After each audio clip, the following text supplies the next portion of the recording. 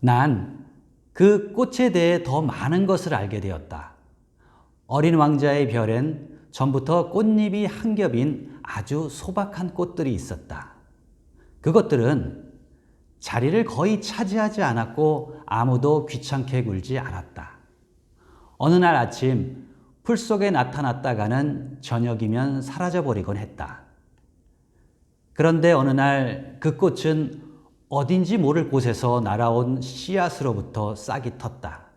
그래서 어린 왕자는 다른 싹들과 닮지 않은 그 싹을 주의 깊게 관찰했다. 새로운 종류의 바오밥 나무인지도 모를 노릇이었다. 그러나 그 작은 나무는 곧 성장을 멈추고 꽃을 피울 준비를 하기 시작했다. 커다란 꽃망울이 맺히는 것을 지켜보고 있던 어린 왕자는 이제 곧 그 꽃에서 어떤 기적 같은 것이 나타나리라 느끼고 있었다. 그러나 꽃은 그 연녹색 방 속에 숨어 언제까지고 아름다워질 준비만 하고 있었다. 꽃은 세심하게 빛깔을 고르고 있었다. 천천히 옷을 입고 꽃잎을 하나씩 둘씩 다듬고 있었다. 그 꽃은 개 양귀비 꽃처럼 구겨진 모습을 밖으로 나타내고 싶어 하지 않았다. 자신의 아름다움이 최고로 빛을 발할 때야 비로소 나타나고 싶어 했다. 정말 아주 애교스러운 꽃이었다. 그의 신비로운 몸단장은 그래서 며칠이고 계속되었다. 그리하여 어느 날 아침 해가 막 떠오르는 시각에 그 꽃은 모습을 드러냈다. 그런데 그처럼 공들여 몸치장을 한 그 꽃은 하품을 하며 말하는 것이었다. 이제 막 잠이 깼답니다. 용서하세요. 제 머리가 온통 헝클어져 있네요. 어린 왕자는 그때 감탄을 억누를 수가 없었다. 참 아름다우시군요. 그렇죠? 그리고 나 해와 같은 시간에 태어났답니다. 어린 왕자는 그 꽃이 그다지 겸손하지 않다는 점을 알아챘다.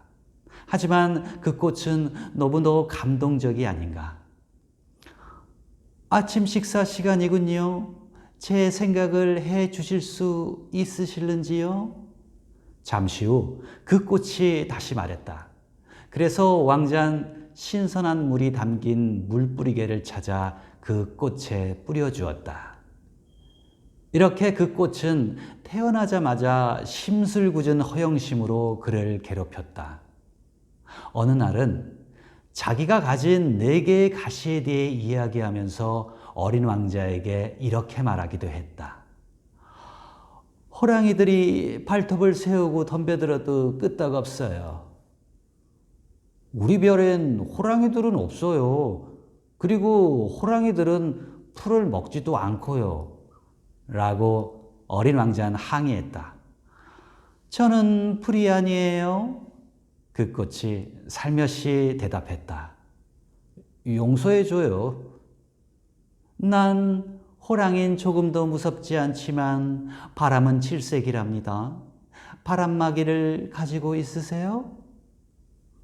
바람은 질색이라 식물로선 안 된 일이군. 이 꽃은 아주 까다로운 식물이군. 하고 어린 왕자는 속으로 생각했다. 저녁엔 나에게 유리덮개를 씌워주세요. 당신이 살고 있는 이곳은 매우 춥군요. 설비가 좋지 않고요. 내가 살던 곳은... 그러나 꽃은 말을 잇지 못했다. 앞에서 얘기한 거죠. 받침 시옷은 디귿으로 발음하고요. 이 받침 소리 디귿이 첫 소리로 이동을 합니다. 그래서 디귿과 히읗이 합쳐져서 티귿으로 발음해요. 그래서 못했다 라고 발음합니다. 그 꽃은 씨앗의 형태로 온 것이었다. 그러니 다른 세상에 대해서 아는 게 있을 리가 없었다. 그처럼 빤한 거짓말을 하려다 들킨 게 부끄러워진 그 꽃은 어린 왕자의 잘못을 드러내기 위해서 기침을 2번 했다. 바람막이 있으시냐고 했잖아요. 찾아보려는 참이었는데 당신이 말을 계속했잖아요. 그러자 그 꽃은 그래도 어린 왕자에게 가책을 느끼게 하려고 더 심하게 기침을 했다. 그리하여 어린 왕자는 진심에서 우러나온 호의를 가지고 있으면서도 꽃을 의심하기 시작했다. 그는 대수롭지 않은 말들을 심각하게 받아들이고 몹시 불행해졌다. 어느 날 그는 속사정을 털어놓았다. 그의 말에 귀를 기울이지 말아야 했어. 꽃들의 말에 절대로 귀를 기울이면 안 돼. 바라보고 향기를 맡기만 해야 해. 내 꽃은 내 별을 향기로 뒤덮었어. 그런데도 난 그것을 즐길 줄 몰랐어. 그 발톱 이야기에 눈살을 찌푸렸지만 실은 치근해 했어야 옳았던 거야.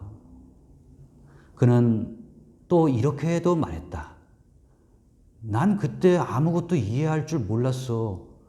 그 꽃의 말이 아니라 행동을 보고 판단했어야 했어. 그 꽃은 나에게 향기를 풍겨주고 내 마음을 밝게 해주었어. 결코 도망치지 말았어야 하는 건데 그 가련한 거짓말 뒤에 애정이 숨어 있다는 걸 눈치챘어야 하는 건데 그랬어. 꽃들은 그처럼 모순된 존재들이거든. 하지만 난 너무 어려서 그를 사랑할 줄 몰랐던 거야. 난 어린 왕자가 철새들의 이동을 이용하여 그의 별을 떠났으리라 생각한다. 떠나는 날 아침, 그는 자기의 별을 깨끗이 정돈해 놓았다. 불을 뿜은 화산들을 정성 들여 소재했다. 그에겐 불을 뿜는 화산이 둘 있었다. 그런데 그것은 아침밥을 데우는데 아주 편리했다. 불이 꺼져 있는 화산도 하나 있었다. 그러나 그의 말처럼 어떻게 될지 알 수 없는 일이야. 그는 그래서 불 꺼진 화산도 똑같이 소재했다. 화산들은 청소가 잘 되어 있을 땐 부드럽게 규칙적으로 폭발하지 않고 타오른다.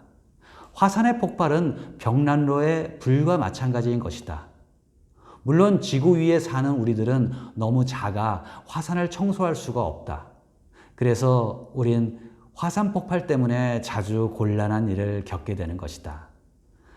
어린 왕자는 좀 서글픈 심정으로 바오밥 나무의 마지막 싹들도 뽑아냈다.